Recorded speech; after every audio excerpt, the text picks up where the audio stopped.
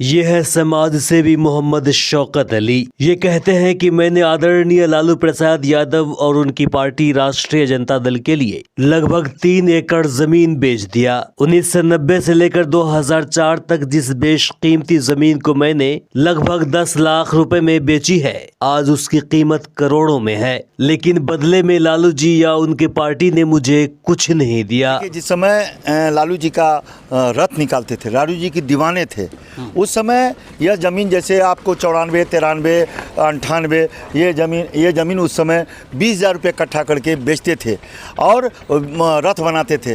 फिर लालू जी का रथ बना के कभी चुनावी रथ, कभी पटना का जुलूस का रथ, ये सब ज़मीन, ये हमारी सब ज़मीन थी। और ये सब कोई 20,000, कोई 20,000, कोई 25,000 रुपये इकट्ठा उस समय बिकता था, है ना। और इस तरह फिर आगे जो है आप देखेंगे कि इधर साधु पतरौता कुमारखंड जाता है। इस रास्ते में भी कई ज़मीन जो है, ये भी ज़मीन आप ही की? जी, ये सब हमारी ज़मीन है। ये ज़मीन हमारी है, ये सब हमारी थी। ये जो बिल्डिंग बना हुआ सब हमारी ज़मीन थी। और ये सारे ज़मीन को बेच करके लालू का रथ या लालू के मिशन में खर्चा करते थे।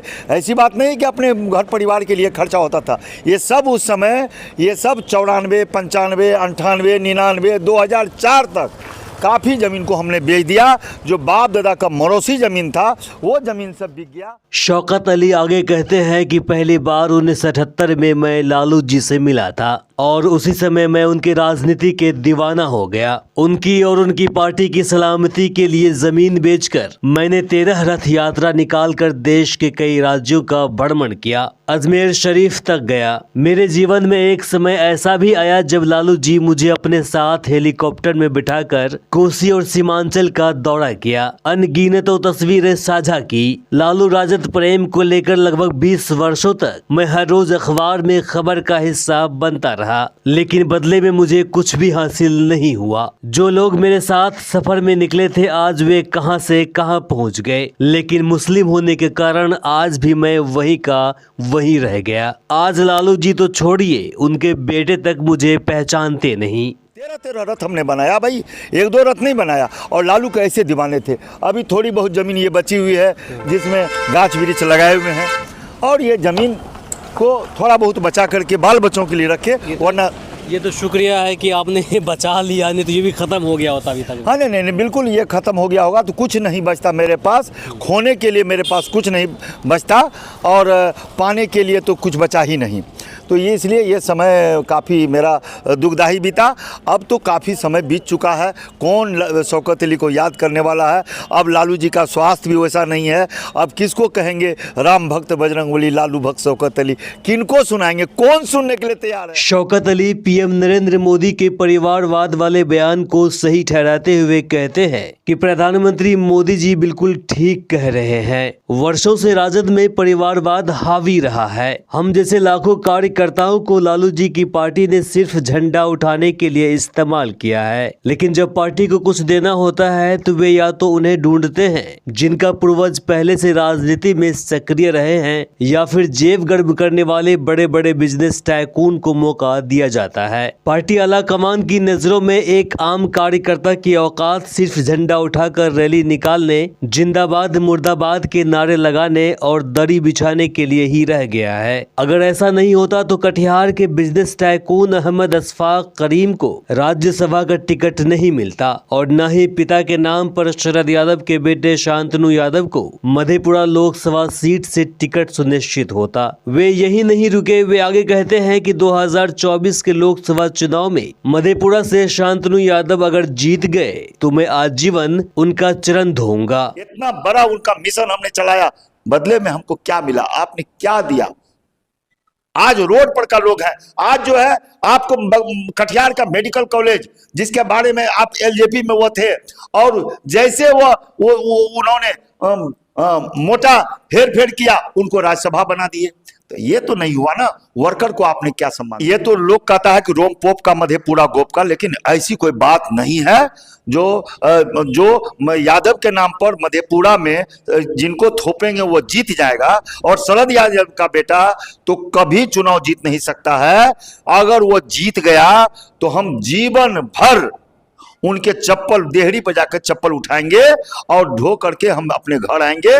लेकिन वो ये कोई चारागाह नहीं है जो कोई आए अब बिल्कुल नहीं है, क्या बात कर रहे हैं? बिल्कुल देखिए, नहीं। आप ये कह रहे हैं कि उनका चप्पल को धोएंगे और वहां से घर आएंगे। बिल्कुल। समाज सेवी मोहम्मद शौकत अली बिहार के लालू नगरी नाम से प्रचलित मधेपुरा शहर में रहते हैं। वे जेपी आंदोलन से राजनीति में सक्रिय रहे हैं, लेकिन पहली बार 1978 में लालू प्रसाद यादव से इनकी परिचय पात्र हुई और तभी से उनके दीवाने हो गए। इनको लेकर लोगों में एक बात काफी मशहूर है, राम भक्त बजरंग बली, लालू भक्त शौकत अली। 2009 तक ये राजद में रहे। बाद में करोड़ों की संपत्ति खोने के बाद जब इन्हें महसूस हुआ कि पार्टी सिर्फ इस्तेमाल कर रही है, तो इन्होंने इसी साल 2009 में राजद को छोड़ पूर्व मुख्यमंत्री जीतन राम मांझी की पार्टी हम को ज्वाइन कर लिए। लेकिन लालू जी के प्यार ने इन्हें वहां भी सुकून से रहने नहीं दिया और कुछ ही वर्षों बाद उसे भी छोड़ दिया। अब मधेपुरा में ही रहकर समाज सेवी के रूप में लोगों की मदद कर रहे हैं। मुसलमानों को तो 2014 में ही चेत होना चाहिए, जिस समय उन्होंने कहा था मोदी जी ने कि एक हाथ में कंप्यूटर होगा, एक हाथ में कुरान होगा, उसी समय मुसलमानों को लब्बैक कर जाना चाहिए।